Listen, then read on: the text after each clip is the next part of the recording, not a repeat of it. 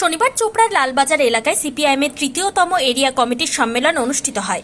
এদিন উপস্থিত ছিলেন জেলা সম্পাদক আনোয়ারুল হক, সিটু জেলার সম্পাদক স্বপন গুহ নিয়োগী, কৃষক সভার জেলা সম্পাদক সুরজিৎ কর্মকার প্রমুখ। এছাড়াও প্রায় ৩ শতাধিক কর্মী সমর্থকদের উপস্থিত ছিল।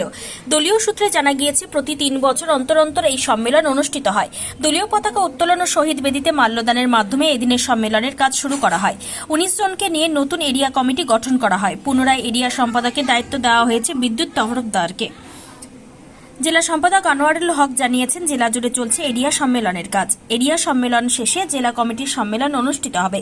প্রত্যেক ৩ বছর পর বুথ কমিটি থেকে কেন্দ্রীয় কমিটি পর্যন্ত সম্মেলন করা হয়।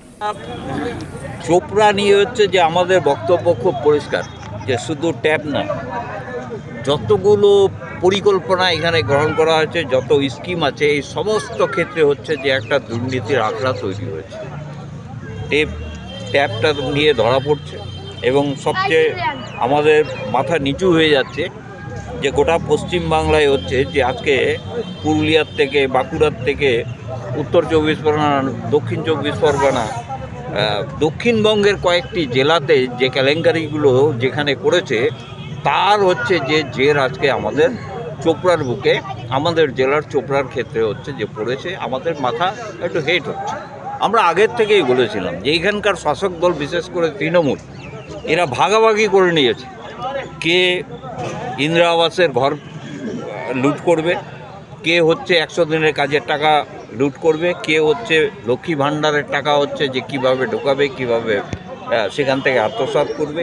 ঠিক তেমনি বিভিন্ন স্কুলগুলো হচ্ছে যে তারা ভাগ করে নিয়েছে, যে স্কুলগুলো টেপ এবং ১০০ দিনের যে অন্যান্য আরও কাজগুলো আছে, এগুলো তারা ভাগাভাগি করে নিয়ে আমাদের এখানে সন্ত্রাস একটা চলছে এবং দুর্নীতির একটা চরম জায়গায় হচ্ছে যে পৌঁছে। আজকে যারা ধরা পড়ছে তাদের দেখবেন, আপনারা দেখবেন যে তাদের সাথে এই তৃণমূল শাসক দলের হচ্ছে যে সম্পর্ক ওতপ্রোতভাবে যুক্ত।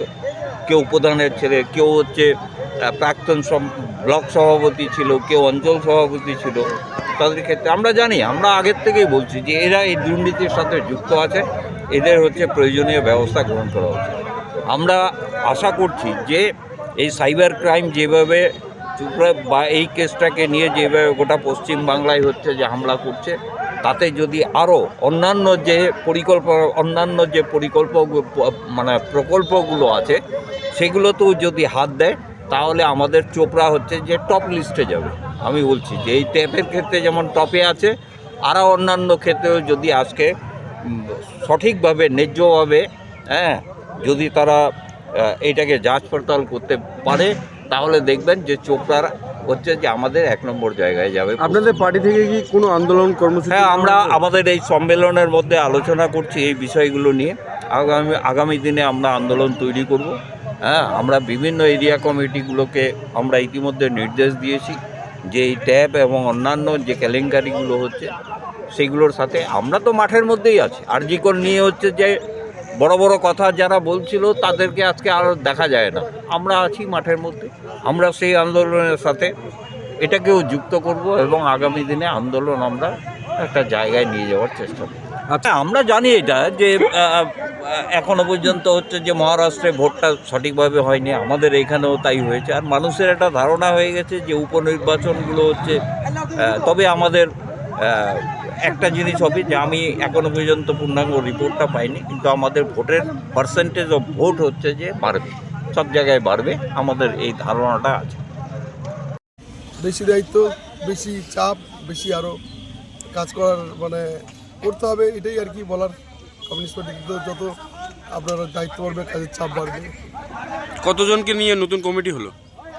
আমাদের নতুন কমিটি হলো ১৯ জনকে নিয়ে এবং আমন্ত্রিত ২ জন। আগামী দিনে এই নতুন কমিটির লক্ষ্য কি থাকবে?